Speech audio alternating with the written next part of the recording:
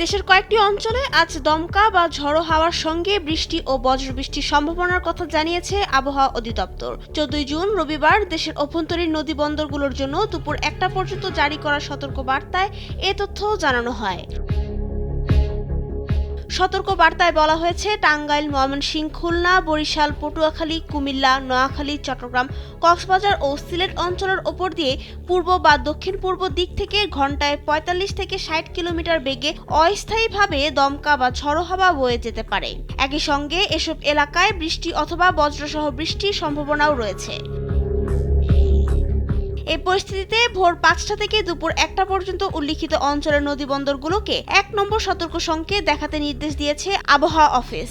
নৌযানগুলোকে সতর্কতার সঙ্গে চলাচলের পরামর্শ দেওয়া হয়েছে। গতকাল সর্বোচ্চ তাপমাত্রা ছিল 34.0 ডিগ্রি সেলসিয়াস, আজকে সর্বনিম্ন তাপমাত্রা 24.6 ডিগ্রি সেলসিয়াস।